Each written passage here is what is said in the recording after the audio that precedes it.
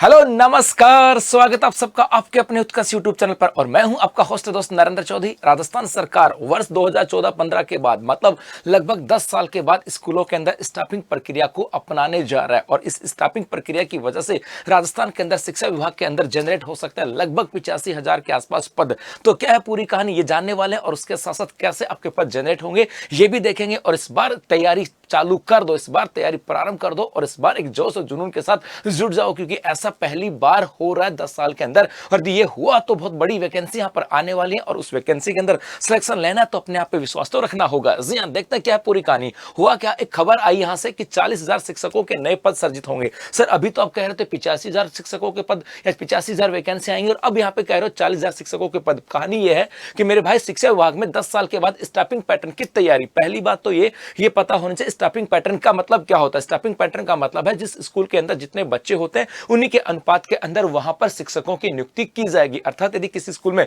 100 बच्चे हैं तो उनके अनुपात में वहां पे शिक्षक होंगे। यदि किसी स्कूल में 10 बच्चे हैं तो उसके अनुपात में वहां पे शिक्षक होंगे। अर्थात बच्चों के नामांकन के आधार पर जहां पर शिक्षकों की नियुक्ति की जाती है उस प्रक्रिया को कहा जाता है स्टाफिंग प्रणाली। और ये पहले 2014-15 के अंदर हुआ था। तो समझो यहां से कि शिक्षा विभाग 10 साल के बाद स्टाफिंग पैटर्न की कवायद शुरू हुई है।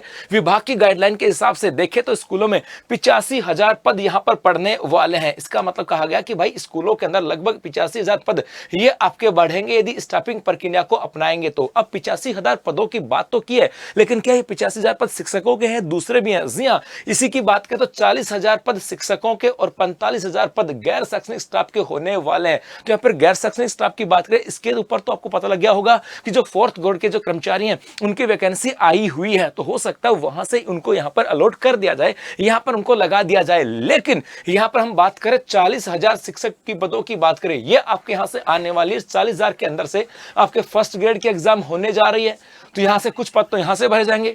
आपके सेकंड ग्रेड की एग्जाम होने जा रही है, कुछ पद यहां से भरे जाएंगे और उसके बाद बचे आपके थर्ड ग्रेड की बात करें। इसका मतलब है ये आपके बड़ी भर्ती आने वाली। मैंने ऐसा क्यों बोला, क्योंकि अपने यहां पर वर्तमान में स्टाफिंग प्रणाली के साथ साथ एक बात और कहा गया था कि हमारे यहां पर प्रमोशन भी किया जाएगा। प्रमोशन का मतलब है कहा गया कि जो अपने यहां पे थर्ड ग्रेड के जो कर्मचारी हैं उन थर्ड ग्रेड के कर्मचारियों के थर्ड ग्रेड के शिक्षकों की बात करें, थर्ड ग्रेड के जो शिक्षक हैं मेरे भाई उनको प्रमोट किया जाएगा सेकंड ग्रेड में, सेकंड ग्रेड के फर्स्ट ग्रेड। अर्थात फर्स्ट ग्रेड और सेकंड ग्रेड के अंदर तो हो सकता है प्रमोशन प्रक्रिया के तहत वहां पे पद रिक्त पदों को भर दिया जाए। लेकिन बात रही थर्ड ग्रेड के शिक्षकों की तो वो पद आपके खाली होने वाले हैं, क्योंकि वहां पे जाहिर सी बात है प्रमोशन होने के बाद तो पद खाली हो जाएंगे और स्टाफिंग प्रक्रिया होने की वजह से नामांकन के आधार पर टीचर आ जाएंगे तो यहाँ पे पद खाली होने वाले। मतलब उम्मीद की जा सकती है कि आने वाली आपकी थर्ड ग्रेड की जो एग्जाम है ये लगभग 30 से 35,000 शिक्षकों के लिए होने वाली है। वैकेंसी इतनी बड़ी आने वाली। ऐसा क्यों कह रहा हूं, क्योंकि यह पहली बार विभाग ने वर्ष 2015 में स्टाफिंग पैटर्न को लागू किया था। उस समय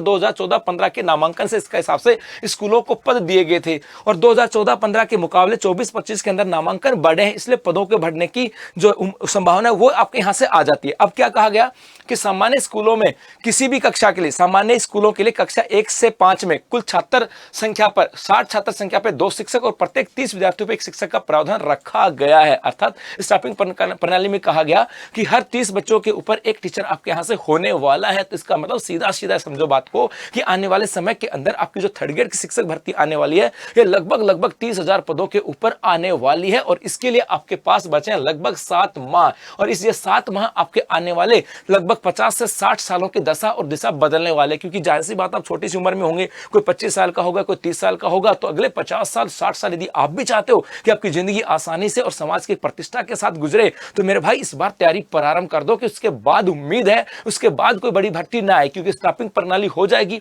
यहाँ पर सेकंड ग्रेड और फर्स्ट ग्रेड के अंदर प्रमोशन भी हो जाएगा और थर्ड ग्रेड के अंदर शिक्षक भी आ जाएंगे। तो हो सकता है फिर अगले 3-4 साल कोई भर्ती न हो। तो इस भर्ती को अंतिम भर्ती मानते हो अपने अंदर एक जोश रखना, अपने अंदर जुनून रखना, अपने विश्वास रखना और जुट जाओ अपनी तैयारी के अंदर। धन्यवाद।